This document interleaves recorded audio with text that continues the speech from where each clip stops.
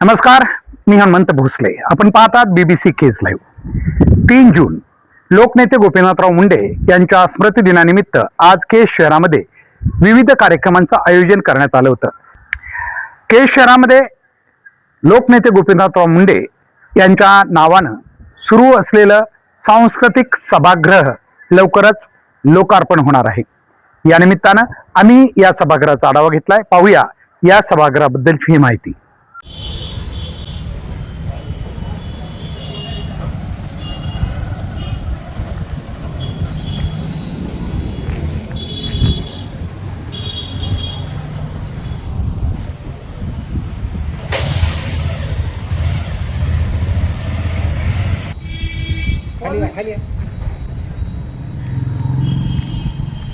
आज लोकनेते गोपीनाथराव मुंडे साहेब यांचा स्मृतिदिन आहे 3 जून.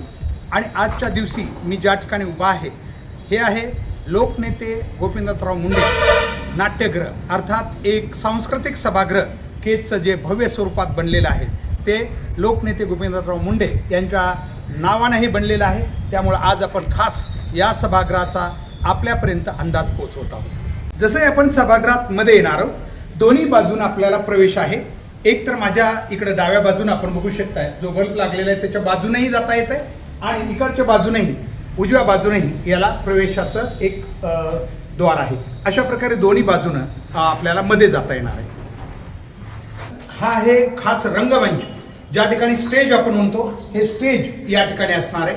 आपण मध्ये बघणार आहे या स्टेजची नेमकी कशा प्रकारे व्याप्ती केलेली ती आपण मध्ये बघणार आहोत. मी जिथं उभा आहे हा आहे रंगमंच.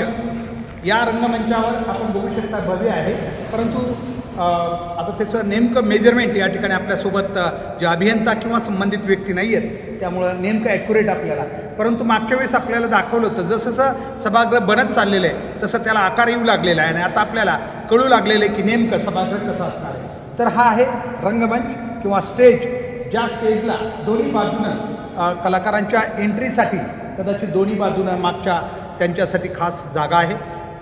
समोर पडदे येतीलच. आणि अशा प्रकारे आता जर बघितलं तर या बाजूलाही आपण बघू शकता प्रेक्षकांना मध्ये येण्यासाठी याही बाजूनं आणि दुसऱ्या आपण या बाजूला आहे डाव्या आणि उजव्या दोन्ही बाजूनं प्रेक्षक एकदम स्टेजच्या जवळची जी बसण्याची जागा आहे तिकडे येऊ शकतात. आणि वरच्या बाजूला जर म्हणाल तर वरच्या बाजूनेही आपण बघा दोन्ही बाजूनं दरवाजे आहेत उजवा आणि डाव्या बाजूला, म्हणजे वरच्या बाजूचे प्रेक्षक जे मध्ये येतील त्यांनाही दोन्ही बाजूनं अशा प्रकारची प्रवेश करण्याची सोय या ठिकाणी करण्यात आलेली. एकूणच हे सभागृह अंतिम टप्प्यात आहे, मात्र तरीही खूप वेळ लागतोय असं वाटतंय, कारण आपण मागच्या वेळेसही त्यांना 2दा आंदोलनं करून कळवलं होतं केज विकास संघर्ष समितीनं की एखादा सभागृह किंवा एखादी सुविधा होते केज शहरासाठी आणि त्यातली त्यात लोकनेत्याच्या नावानं होते तर ती वेळेत झाली पाहिजे आणि लोकांसाठी, इथल्या विद्यार्थ्यासाठी, इथल्या कलाप्रेमीसाठी, कलाकारासाठी हे स्टेज उपलब्ध तात्काळ होणं खूप गरजेचं आहे. तसं तर काही प्रमाणात या जागेचा उपयोग जसा हवा तसा केला नाही असं काही नाट्यप्रेमींची किंवा जे कलाप्रेमींचं म्हणणं आहे की जी जागा ज्या प्रकारे होती आणि जेवढा निधी होता त्या प्रमाणात बरंचसं काम करण्यात आलं नाही आहे. कारण का की आपण बघताय जागा खूप मोठी होती, उपलब्ध जागा, मात्र त्या प्रमाणात आणि निधीही मोठा उपलब्ध होता, परंतु काही ठिकाणी जो मधला स्पेस आहे बसण्याचा तो काही प्रमाणात कमी आहे. केज आता विस्तारित आहे, केज मोठं होऊ लागलेलं आहे आणि या विस्तारित जवळजवळ 40-50 हजाराकडं स्थायी अस्थायी लोकसंख्या केजची होऊ लागली असताना सभागृह एक तर खूप दिवसानंतर होईल होतं, लोकांच्या खूप मागणीनंतर होईल होतं, तर केवळ काही कामं आमचे लोकप्रतिनिधी करायचं म्हणून आम्ही केलं म्हणून करतात. आम्ही त्यांचं अभिनंदन करतो ज्यांनी केलं ते, शेवटी काम करणारच अभिनंदन करूयात, परंतु त्यातही आमचं म्हणणं असं आहे ते चांगल्या दर्जाचं आणि योग्य सोयीस्कर व्हावं अशी अपेक्षा लोकांची आहे. मात्र तरी नसल्यापेक्षा आता बरं म्हणण्याची वेळ आलेली आहे आणि इथल्या कलाप्रेमींना किमान काही दिवसानंतर का असत नाही आता हे सभागृह या ठिकाणी उपलब्ध होऊ लागलेलं आहे. आम्ही मागणी केली होती की लवकरात लवकर 1 मे 2026 पूर्वी हे व्हावं, परंतु तशी काय अपेक्षा आपण बघतो. आणखीन काम चालू या ठिकाणी आपण बघू शकता, स्टेजच्या समोरचा हा भाग आहे, अद्याप काम अपूर्ण अवस्थेत आहे. मला वाटतं याच्यासाठी आम्ही पुन्हा एकदा मागणी करणं गरजेचं आहे, संबंधित यंत्रणेला सांगणं गरजेचं आहे की लोकनेते गोपीनाथराव मुंडे यांच्या नावानं होत असलेलं सभागृह वेळेत कलाप्रेमीसाठी उपलब्ध व्हावं अशी मागणी पुन्हा एकदा केज विकास संघर्ष समिती संबंधिताकडे करणार आहे. कारण मागणी नाही केली की कुणीच काही बघत नाही. आणि आम्ही नेत्यांनाही प्रश्न विचारतो अगदी सत्सद विवेकबुद्धीनं प्रामाणिकपणे, किती जण या ठिकाणी आले, सभागृह मंजूर केल्याचे टिमकी सगळे वाजवत असतील, पण हे काम कसं होईल आहे, योग्य होईल आहे की नाही, एवढ्या मोठ्या नेत्यांच्या नावाचं हे सभागृह आहे ते वेळेत होईल का नाही, चांगल्या पद्धतीचं दर्जेदार होईल का नाही, किती लोकप्रतिनिधी आजपर्यंत इकडे फिरकले. आमच्या माहितीप्रमाणे कोणीही नेता इकडं फिरकलेला नाही. फार झालं तर एकदा नगराध्यक्ष काहीतरी औचित्यानं इथं येऊन गेल्याचं कळतंय, त्यांनी एकदा फक्त येऊन गेलेले आहेत, बाकी कुणीही इकडं फिरकलेलं नाही. मग इथल्या कामाचं काय चाललेलं आहे, कोण काय करायलेलं याच्यावर कुठलं नियंत्रण नाही. आणि याच्यामुळेच आमच्याकडं अनेक प्रश्न निर्माण होतात. एवढं सभागृह दर्जेदार होणं गरजेचं आहे. एका मोठ्या लोकनेत्याच्या नावानं हे सभागृह होत आहे, तर ते चांगलं व्हावं, दर्जेदार व्हावं आणि वेळेत व्हावं ही अपेक्षा आहे. कारण होऊन एखादं काम 2-2, 4-4 वर्ष फक्त रखडत पडलेलं आहे, त्याच्याकडं कुणी बघत नाही ना. लोकप्रतिनिधी जेव्हा याचा प्रश्न विचारतात फक्त म्हणतात काम चालू आहे, पण कामालाही काही मर्यादा असली पाहिजे. किती दिवस काम एखादं व्हावं याची काही गोष्ट असली पाहिजे. आपल्याला माहिती आहे केज पंचायत समितीच्या आवारामध्ये आपण कर्मचारी अधिकाऱ्यासाठी निवासस्थानं बांधली. काय झालं त्याचं? 6 वर्ष झालेत. ते काम 3 वर्ष काम होऊन झाले, 6 वर्षापासून काम चालू होतं, अद्याप ते हँडओव्हर झालेले नाहीत. आहे कोणत्या लोकप्रतिनिधीचं लक्ष इकडं? अजिबात नाही. आम्ही 2-4 वेळेस मागणी केली, पण झालं काय? तिथं आज काय चालू आहे तर तिथं अक्षरशः मुलं केजची पिढी बर्बाद होऊ लागलेली आहे. अक्षरशः व्यसनाधीन पिढी. रात्रीच्या वेळी कुणीतरी या जरा, आम्ही आव्हान करतो तुम्हाला जर केजची काळजी असेल लोकप्रतिनिधींना, या जरा आणि बघा रात्रभर, शेवटी रात्री 2-2 वाजेपर्यंत तिथं मुलं बसलेली असतात. कुणी म्हणेन त्यांच्या पालकांनी लक्ष द्यावं. एवढं बोलून समस्या सुटत नाही आहे. त्या इमारती संबंधित कर्मचारी अधिकाऱ्याकडं किंवा पंचायत समितीनं स्वतः ताब्यात का घेतल्या नाहीत, हस्तांतरित का झाले नाहीत, गुत्तेदारांना वगैरे विचारावं लागेल. तर नसता कोट्यावधी रुपये खर्च करून आम्ही अशा इमारती कामाला आल्या पाहिजेत. तसंच हे नाट्यगृहसुद्धा कामाला येणं खूप गरजेचं आहे, आम्हाला एवढं वाटतं. शेवटी प्रत्येकानं लक्ष देणं गरजेचं आहे. जर आम्ही सगळेच गप्प बसलोत तर कुठलंच काम वेळेत होणार नाही. निश्चितच अपेक्षा करूया. आम्हाला लेखी दिलेलं आहे 15 ऑगस्ट 2026 रोजी हे सभागृह लोकनेते गोपीनाथराव मुंडे साहेबांच्या नावानं लोकार्पण होईल अशी अपेक्षा धरूया. आणि इथले आमदार, खासदार, सगळेच लोकप्रतिनिधी आणि विशेषतः ज्यांच्याकडे हे काम आहे ते PWD विभाग, सार्वजनिक बांधकाम विभाग, हे काम वेळेत करून हे सभागृह पुढील 1.5-2 महिन्यात तरी किमान आम्हाला लोकांना हस्तांतरित करील अशी अपेक्षा करूया. तरच तीच खरी या लोकनेते गोपीनाथराव मुंडे साहेबांना खरं तर विनम्र अभिवादन ठरू शकेल. धन्यवाद. खरं तर गेली जवळजवळ 2 वर्षापासून हे काम या ठिकाणी सुरू आहे. आम्ही यापूर्वी केज विकास संघर्ष समितीने मागणी केली होती की हे काम दर्जेदार तर झालंच पाहिजे, पण वेळेत बी झालं पाहिजे. मात्र अद्याप हे काम प्रलंबित आहे.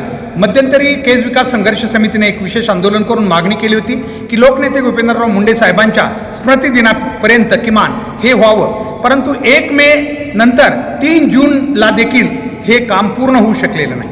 काम एकतर या ठिकाणी जे हे सभागृह आहे, काही नाट्यप्रेमींचं, कलाप्रेमींचं म्हणणं आहे हे सभागृह पाहिल्यानंतर ज्यांनी पाहिले की जी उपलब्ध जागा होती याच्यासाठी आणि एकूण निधी जो उपलब्ध आहे याचा विचार करता हे सभागृह थोडं आणखीन विस्तारित होणं गरजेचं होतं.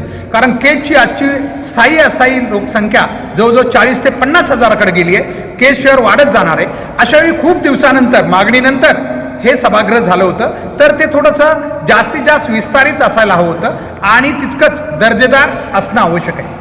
ठीक आहे, बांधकाम दर्जेदार झालं असेल अशी अपेक्षा आपण इथं व्यक्त करूया, परंतु त्याचा वापर जो आहे जागेचा वगैरे तो थोडा काही अंशी ॲडजस्टमेंट केल्याचं दिसतं इथं. त्यामुळं असं कलाप्रेमींचं मत आहे आणि ते इथं पाहिल्यानंतर नक्की वाटतंय मी. एवढं मोठं शहर आहे, तालुका प्लेस आहे आणि या ठिकाणी विस्तारित होत असताना हे किमान मला वाटतं इथं 400-500 ते 700 पेक्षा जास्त खुर्च्या बसू शकणार नाही आहेत. 700 पर्यंत जास्तीत जास्त तेही या ठिकाणी खरं तर आम्ही म्हटलं होतं आज संबंधित एखादा अभियंता जो याची देखभाल करतोय किंवा इतर कुणीतरी कर्मचारी आमच्याकडे असावा ज्यांना याची माहिती आहे, परंतु इथं कुणी उपलब्ध नाही.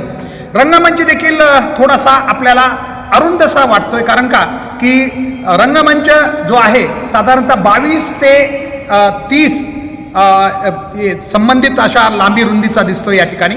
परंतु कसं आहे, या ठिकाणी मोठे कार्यक्रम पार पडणार आहेत, या अनुषंगानं हे थोडंसं आणखीन मोठं असायला होतं. शेवटी हे आमच्या अपेक्षा आहेत. सगळं काही अपेक्षेनुसार असावं असं नाही, कारण हे सभागृह बांधताना त्यांनी काही दिलेल्या काही नियम आहेत किंवा जे काही मेजरमेंट त्यांना दिलेल्या नोंदी आहेत त्याच्याप्रमाणे त्यांनी बांधलं असेल अशी अपेक्षा करूया.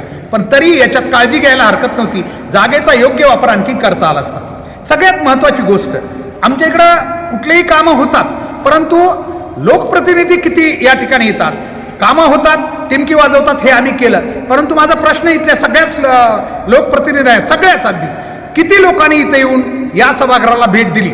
मला वाटतं एकदा फक्त नगराध्यक्षा इकडे फिरकल्या होत्या, त्यांनी एकदा भेट दिलेली होती इथं काहीतरी दिन औचित्यानं. त्याच्यानंतर कुणीच इकडं आलं नाही. मग हे काम कसं चाललंय? शेवटी सगळं काही गुत्तेदारावर सोपवणंही शक्य नसतं. काही गोष्टी लोकप्रतिनिधी, इथले काही संबंधित नागरिक, कलाप्रेमी लोक यांनी सुद्धा इथं खरं तर येऊन या कामाची पाहणी करायला पाहिजे होती. तशी कुठं झालेली दिसत नाही. मागं हे सभागृह लवकर बनावं यासाठी केज विकास संघर्ष समितीनं संबंधित विभागाकडं पत्र देऊन आंदोलनही केली होती आणि त्यांनी आश्वासन दिलं होतं.